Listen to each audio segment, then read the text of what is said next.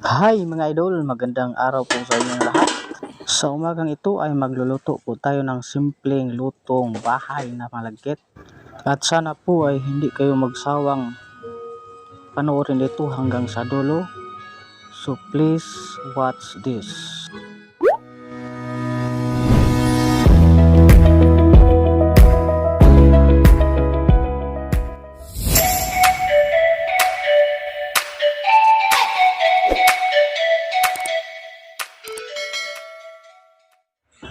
Sa muli, magandang umaga po sa inyong lahat mga idol.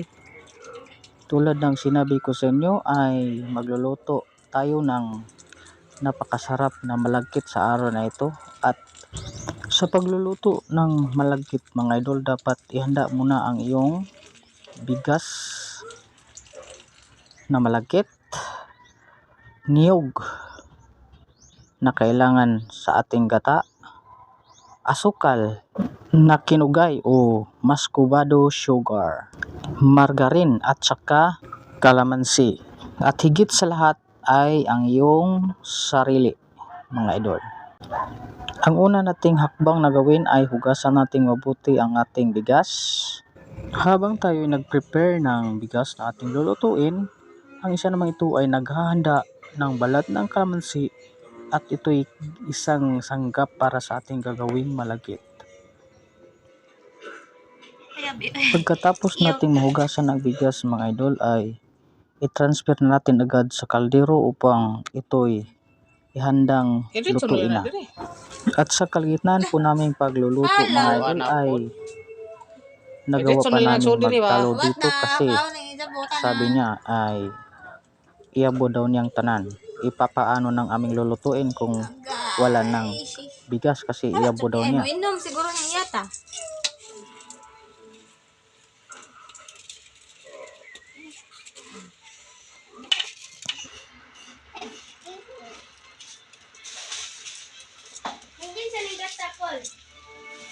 Gata ba na? Gani. Pao, injo ha siguro. 1 minute da. Agipakon betul markim. May ako niya ng lube. Ay, amo na ini.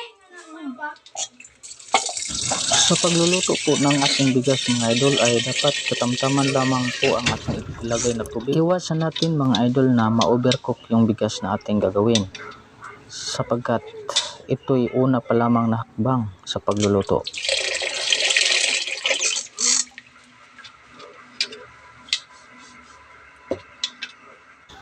Habang niluluto natin ang ating ihandang bigas mga idol ay dito naman po ay ihanda na natin ang ating balat ng kalamansi at hiwain po natin ito ng pinong-pino. Ang kailangan lamang natin dito ay ang balat at hindi po yung ang balat po ng kalamansi ay isa pong techniques para maging masarap yung ating gawing malagkit.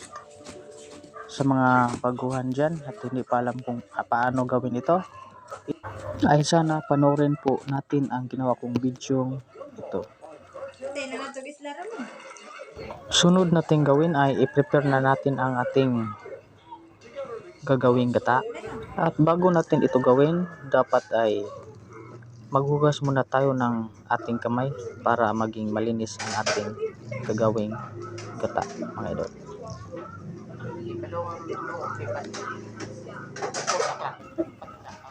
Kailangan talaga nating tigayin ito ng husto-husto upang makuha natin ang saktong gata niya, yung talagang kailangan natin.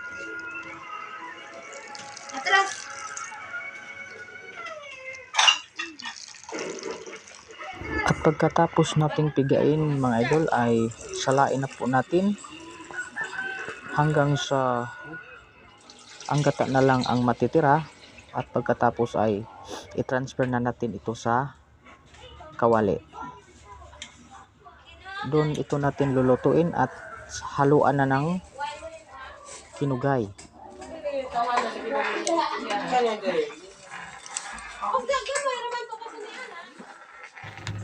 Huwag po natin kalimutan na paghalu-haluin ang ating nilulutong gata sapagkat ito'y ating iniiwasan na dumikit ito sa ating kawali.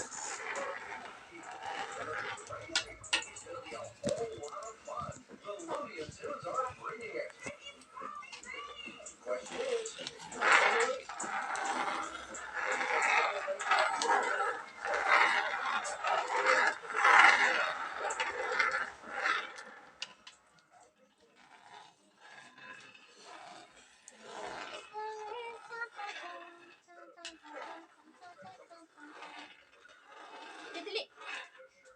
Dali. Kung ganito na po ang itsura ng ating nilulutong gata, ay saka natin ihahalo naman yung ating inhandang balat ng kalamansi. Na.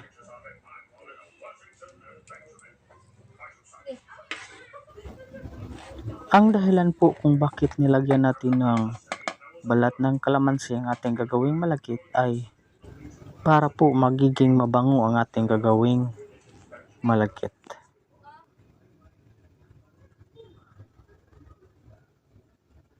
Ito po ang purpose kung bakit nilagyan ko ito ng balat ng kalamansi.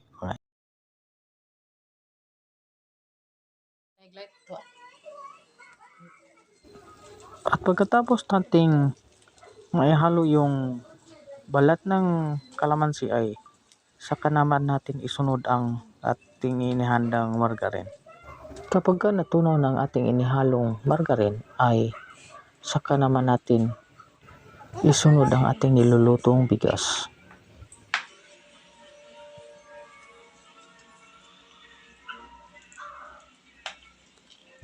Pagkatapos natin itong haluin ay ibalik muna natin ito sa ating pinaglutuan upang talagang ito'y lutong-luto. Ito na ang ating finished product mga idol. At sa mga gustong mag-try sa pagluluto ito, pwede nyo itong gawin sa inyong pagluluto ng malagkit. Kainan na mga idol.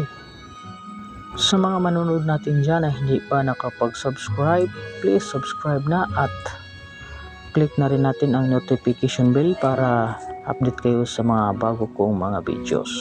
Hanggang dito na lang po. Bye-bye.